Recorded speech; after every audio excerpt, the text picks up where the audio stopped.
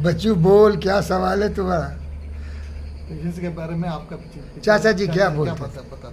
देखिए, चाचा जी हमारे ठठ मैथिल ब्राह्मण थे और परम ज्ञानी थे, राम के अवतार थे, मर्यादा पुरुषोत्तम थे। तो पेशेंस का मतलब होता है धैर्य। तो बोलते थे, हंसी आती, साँझ खैली हर्रे, सुबह में टोली गार। साँझ खैली हर्रे एंड सुबह में टोली गार मीन्स ये एक नुस्खा है गांव वाला, देहाती। अगर आपका कॉन्स्टिपेशन हो गया है ना, तो हर्रे एक होता है हर्बल मेडिसिन, जो अगर आप शाम में खा लेंगे ना तो सुबह में आपका पूरा क्लियर मोशन हो जाएगा।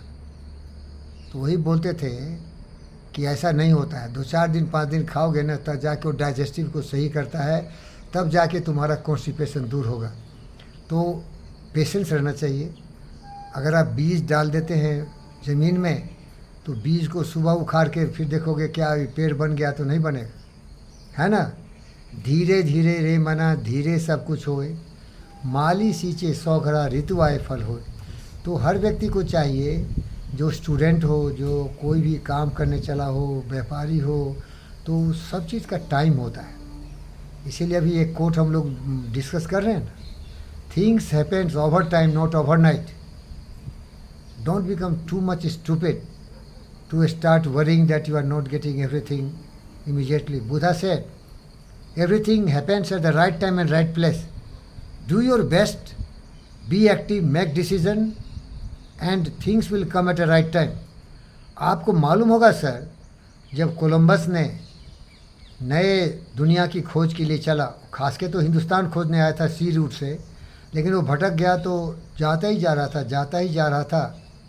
तो धैर्य सबसे ज़्यादा था, निर्णय भी सबसे खतरनाक लिया था। उस ज़माने में इतना सेटेलाइट नहीं था, कुछ पिक्चर नहीं था, समुद्र में चला गया भाई, 7 समुद्र पार चला गया, अमेरिका पहुंच गया। कितना साहसी था। और जब उसके सेलर लोग रोते थे, कलपते थे, मर गए, 50-60% मर गए। खाना पीना भी उतना नहीं था ना भाई, थोड़े दिन के लिए चला था, इंडिया नज़दीकी था, क्योंकि मसाले का व्यापार बहुत होता था। यूरोप में लोग क्या होता है ना, मरे हुए मांस बहुत खाते हैं, जानवरों को, और मसाला उसाला नहीं डालते थे तो सड़ा हुआ मांस महकता था। इसीलिए मसाले का ट्रेडिंग के लिए वो ज़मीन से जाना बहुत दूर होता था और पानी से जाना बहुत नज़दीक होता। तो कोलंबस ऐसे ही निकला था वो। तो साहब पेशेंस रखिए। हमारे किताबुद्दीन चाचा बोलते थे, सब्र में बरकत है। सब्र उर्दू लफ्ज़ है जिसका मतलब होता है पेशेंस।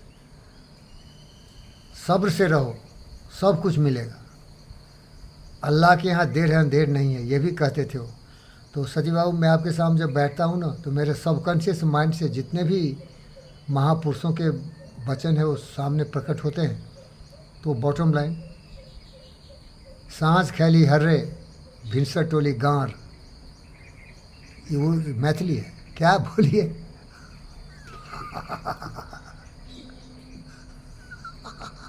बोलिए, साँझ खैली हर्रे, सांस केली हर्रे, भिनसर टोली गार। प्रिंसेस ओली घार।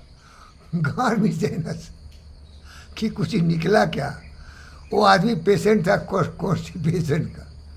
तो कहने का मतलब है be patient. Thank you. Thank you.